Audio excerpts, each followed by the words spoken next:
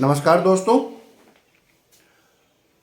सहायक कुल सचिव परीक्षा 2024 के परीक्षा की तैयारी की रणनीति का ये भाग 2 है। पिछले भाग में मैंने सहायक कुल सचिव सेवा के बारे में बताया था, उत्तर प्रदेश राज्य विश्वविद्यालय केंद्रीय सेवा के बारे में, और आज मैं अब इसके भाग 2 में तैयारी की रणनीति समान अध्ययन के बारे में डिस्कशन कर रहा हूं। कुछ अभ्यर्थियों ने ये बार बार टिप्पणी किया है कि सर 2007 का प्रश्न पत्र जो समान अध्ययन और हिंदी के आए हैं इनके बारे में भी बता दीजिए। तो देखिए, मैंने आपसे कहा था कि मैं आपको 2007, 2014, 2018 में जो भी प्रश्न आए हैं समान अध्ययन में या हिंदी में, सभी प्रश्नों का मैं चर्चा करूंगा। और वित्तीय नियमों के अंतर्गत तो चर्चा मैं कर ही रहा हूं, टॉपिक वाइज प्रश्न बता रहा हूं, उसके उत्तर बता रहा हूं, नोट्स बता रहा हूं। और इसी कड़ी में आज देखिए 2007, 14, 18 तीनों प्रश्न पत्रों का सारांश आपके एक ही स्क्रीन में आपके सामने है।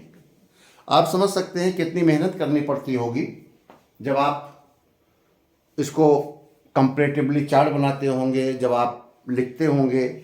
तो उस चीज़ को मैंने खुद मेहनत करके आज छुट्टी का दिन होने के कारण इसका समय निकाल कर किया है। इस स्क्रीन में केवल एक प्रश्न छूटा हुआ है, उसको मैं अगले नेक्स्ट भाग में ले लूँगा, और वो प्रश्न है करंट इवेंट के। तो करंट इवेंट के प्रश्न जो 2007, 14, 18 में आया है, क्योंकि वो थोड़ा सा विस्तृत है और आपका क्विज टाइप का है, जीके टाइप के हैं, तो इसलिए उसको मैंने अलग छोड़ दिया है। वो नेक्स्ट वीडियो में हम उसको लेंगे। तो अब देखिए, इसको मैंने जो कलर से लिखा है, अगर मैंने 2007, 14, 18 में ब्लैक कलर से लिखा है, फिर रेड कलर से लिखा है, तो ये टॉपिक है, ये अलग अलग टॉपिक है। ब्लैक कलर से जो 2007 में सबसे पहले लिखा गया है, ये पॉलिटी और कॉन्स्टिट्यूशन के प्रश्न हैं। 2007 में 2 प्रश्न आए थे पॉलिटी से, और ये दोनों 20-20 नंबर के थे, 20-20 अंकों के थे। इस प्रकार से पॉलिटी से 40 अंक के क्वेश्चन आया था। तो 40 अंक के जो क्वेश्चन आया था, तो पहला क्वेश्चन था भारतीय राजनीति में क्षेत्रीय दलों की भूमिका आई थी। 250 वर्ड्स में लिखने को बोला था, 20 मार्क्स का क्वेश्चन था। तो जो एक लॉन्ग क्वेश्चन आएगा वो 250 मार्क्स का आएगा, 250 वर्ड्स का आएगा, 20 मार्क्स में लिखना होगा। दूसरा आया था भारतीय संविधान में नागरिकों के मूल अधिकार कौन कौन से हैं, उनका वर्णन कीजिए। तो यह भी 250 शब्दों में लिखना था, 20 अंकों का क्वेश्चन था। और 2014 में कॉन्स्टिट्यूशन और पॉलिटी से क्वेश्चन आया था, स्क्रीन में देखिएगा। भारतीय संविधान के अनुच्छेद 19 में किन स्वतंत्रताओं का उल्लेख है, और उसमें एक क्वेश्चन था कि उनमें से एक कौन सी स्वतंत्रता को संविधान से मौलिक अधिकारों में अनुच्छेद 19 से हटा दिया गया है। और इसी में एक क्वेश्चन जुड़ा हुआ था कि प्रेस की स्वतंत्रता का उल्लेख कीजिए, भारतीय संविधान में कहाँ पर इसका उल्लेख किया गया है। तो यह भी 250 शब्दों में आया था और 20 नंबर में आया था। तो देखिए, पॉलिटी में यहाँ पर वेटेज कम हो गया था। 2007 में 40 नंबर के क्वेश्चन थे और 14 में 20 नंबर क्वेश्चन आया, और 18 में भी 20 नंबर का क्वेश्चन आया।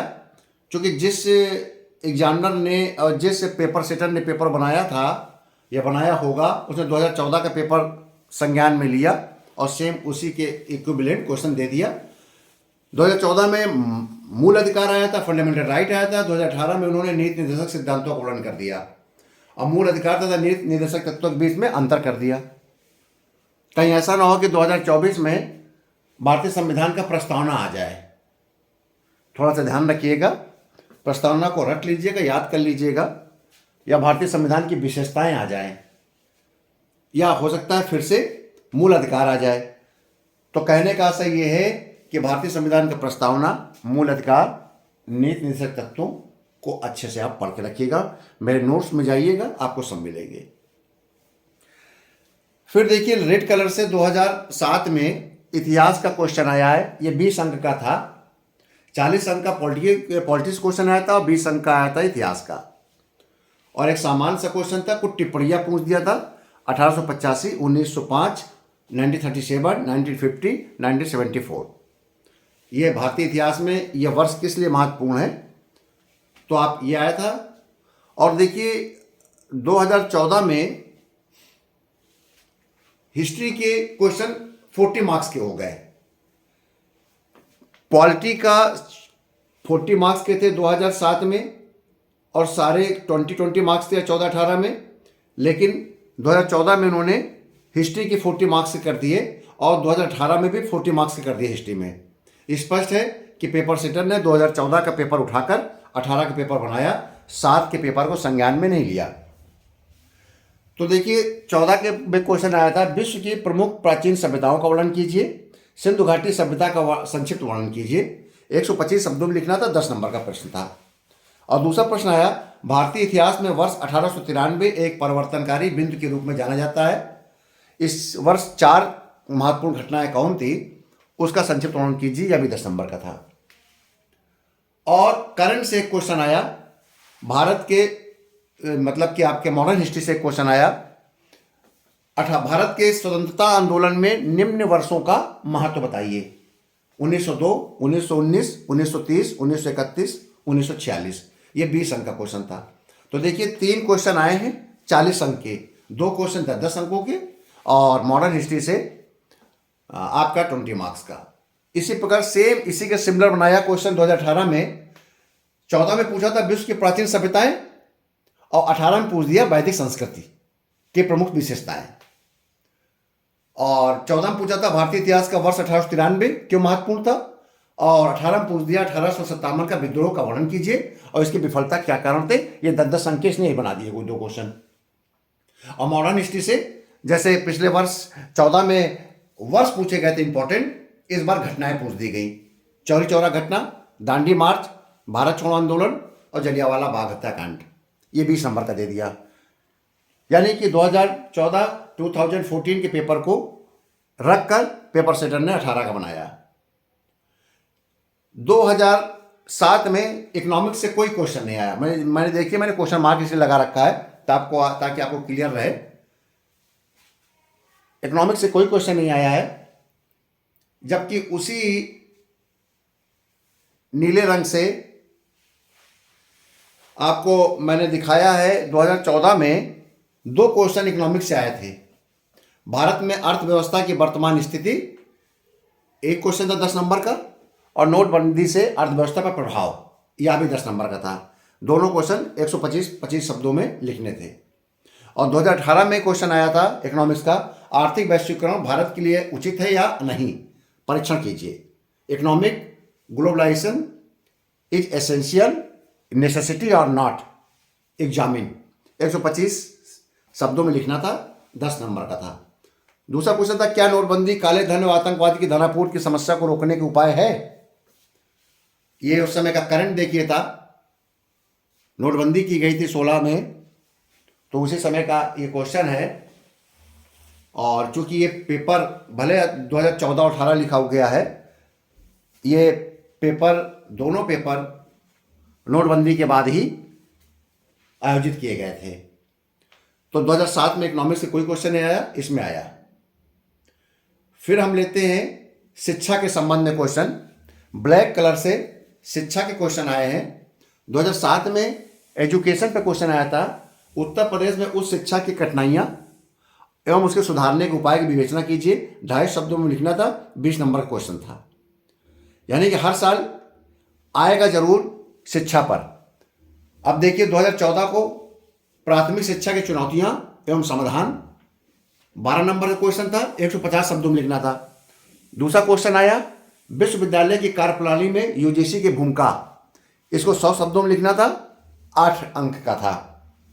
ऐसे ही 2018 में शिक्षा पर 2 टिप्पणियां आई, यूजीसी पर टिप्पणी आई, ऑपरेशन ब्लैक बोर्ड पर टिप्पणी आई। 50-50 शब्दों में ये लिखने थे, 10 नंबर का ये टिप्पणी थी। और दूसरा क्वेश्चन बनाया गया था कि भारत में जो प्रस्तावित समान शिक्षा प्रणाली है, यूनिफॉर्म एजुकेशन सिस्टम है, उसके क्या गुण दोष है। अब आपका इस वर्ष आ सकता है आपका न्यू एजुकेशन पॉलिसी, याद रखिएगा, तैयारी कर लीजिएगा। ये जो सारे क्वेश्चंस हैं ये पारंपरिक प्रश्न हैं और ये पारंपरिक प्रश्नों के उत्तर जरूर आप तैयार कर लीजिएगा। जैसे उत्तर प्रदेश में उच्च शिक्षा की कठिनाइयाँ, सुधारने के उपाय, उत्तर प्रदेश में उच्च शिक्षा की स्थिति, उत्तर प्रदेश में राज्य विश्वविद्यालय, उत्तर प्रदेश में उच्च शिक्षा संस्थाएं, तो उत्तर प्रदेश के एजुकेशन सिस्टम, उत्तर प्रदेश में शिक्षा पर कितना सरकार व्यय कर रही है, इन सब के आप नोट्स बना के रखेंगे। प्राथमिक शिक्षा यूजीसी पर आप नोट्स बनाएंगे, ऑपरेशन ब्लैक बोर्ड पे बनाएंगे। ये जो क्वेश्चंस हैं इनके आप नोट्स बनाइए। इसके अलावा जो जो इंपॉर्टेंट होगा वो मैं आगे चल के बताऊंगा। फिर देखिए, मैंने साइंस टेक्नोलॉजी से क्वेश्चन नहीं आया था 2007 में। साइंस टेक्नोलॉजी से क्वेश्चन आया था हरे कलर से देखिए, आधुनिक युग में कंप्यूटर की भूमिका और मौसम में तब्दीली के पर्यावरणीय प्रभाव। ये दो साइंस एंड टेक्नोलॉजी एनवायरनमेंट से क्वेश्चन आए थे। ये 40 नंबर क्वेश्चन आया था। और ऐसे ही 2014 में 30 नंबर क्वेश्चन आया था साइंस टेक्नोलॉजी और एनवायरनमेंट से, वायुमंडल में पाई जाने वाली गैसें, ओजोन के महत्व, ये क्वेश्चन आया था। और दूसरा संक्षिप्त टिप्पणियाँ आई थी, सोलर सेल, आंसू gas, Ebola virus, BrahMos modem. और ऐसे ही 2018 में सेम इसी पैटर्न पर एक इन्वायरमेंट से क्वेश्चन आया, पर्यावरण से, ग्रीन हाउस गैस का प्रभाव पर टिप्पणी करिए। और टिप्पणियाँ आई swine flu, chlorofluorocarbon, Pinaka, internet, ऊर्जा गैर पारंपरिक स्रोत। और ज्योग्राफी से भी क्वेश्चन आते हैं। तो देखिए, नीले पेन से 2007 में क्वेश्चन आया था, नीले कलर में देखिए, मौसम में तब्दीली के संभावित परिणाम। और दूसरा क्वेश्चन आया था, भारत में जनसंख्या विस्फोट के कारण निदान। ये दोनों 20-20 नंबर के आए थे। कहने का मेरा आशय यह है कि 2007 में कॉन्सेप्चुअल क्लैरिटी के साथ पारंपरिक प्रश्न आए थे और जो कि डिटेल में लिखने थे, जबकि 2014-18 में पारंपरिक के साथ करंट के को जोड़कर क्वेश्चन के उत्तर लिखने थे और क्वेश्चनों को कई पार्ट में बांटा गया था। तो आप देखिए, यहाँ पर आया था आपको नीले पेन से देखिए 2014 में सबसे लास्ट में सबसे नीचे इसी ज्योग्राफी और भूगोल, आप ज्योग्राफी और जनसंख्या, भूगोल और जनसंख्या से क्वेश्चन आया था, सामाजिक आर्थिक विकास में जनसंख्या वृद्धि सबसे बड़ी रुकावट है, इस कथन की व्याख्या कीजिए। 10 नंबर का था। और जनसंख्या से क्वेश्चन आया, सार्वजनिक जनसंख्या वाला राज्य, 4 राज्यों का नाम क्रम से लिखने थे, जो सबसे अधिक जनसंख्या वाले राज्य हैं। और दूसरा आया था सर्वाधिक जनसंख्या घनत्व वाले राज्य, 4 राज्यों को क्रम से लिखना था। और तीसरा क्वेश्चन था सर्वाधिक जनसंख्या वाला राज्य, इसमें भी 4 राज्य थे, बड़े से छोटे के क्रम में लगाना था। तो 10-10 नंबर का था। साथ में एक लॉन्ग क्वेश्चन देखिए आया था 20 नंबर का, और 14 में उसको 2 क्वेश्चन बना दिया गया 10-10 अंक के, एक जनसंख्या पर और एक आपके, दोनों जनसंख्या पर थे, एक आपके आंकड़ों पर आ गया, एक लॉन्ग आ गया। और देखिए 2018 में भी 2 क्वेश्चन बनाए गए 14 के पेपर को देखकर, भारत के आर्थिक सामाजिक विकास पर जनसंख्या वृद्धि का प्रभाव। बहुत कुछ 2014 जैसा ही क्वेश्चन है, वही चीज़ें लिखनी है, रुकावट आपको लिखनी है, वही प्रभाव होगा जनसंख्या वृद्धि का, जो रुकावट है वही प्रभाव है, क्योंकि आपको दुष्प्रभाव लिखने हैं। इसके साथ 60 क्वेश्चन आया, सबसे कम स्त्री जनसंख्या वाला राज्य, सर्वाधिक साक्षरता वाला राज्य, सर्वाधिक जनसंख्या घनत्व वाला राज्य, सबसे कम जनसंख्या वाला केंद्र शासित राज्य और सबसे अधिक स्त्री जनसंख्या वाला राज्य। 2-2 नंबर के आपको लिखने थे।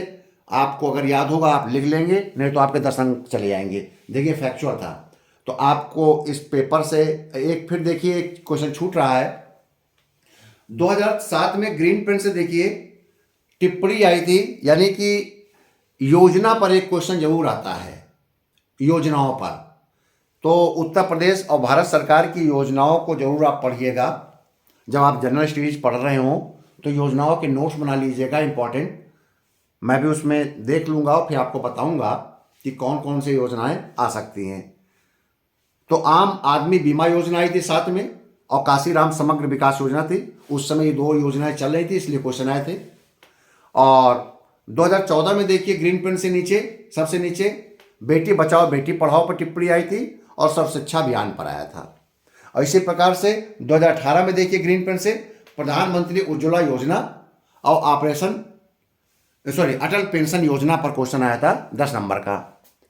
20 नंबर के क्वेश्चन आए थे 2007 में, जबकि 10-10 नंबर के योजनाओं पर क्वेश्चन आए थे 2014 और 18 में। तो आप ये देख रहे हैं पेपर किस प्रकार से बना है। पेपर पारंपरिक बनता है। आप बहुत अच्छी से एक समझ लीजिए कि जो आपकी इन्वायरमेंट है, पर्यावरण है और जो भूगोल है, ये पारंपरिक क्वेश्चन आएंगे।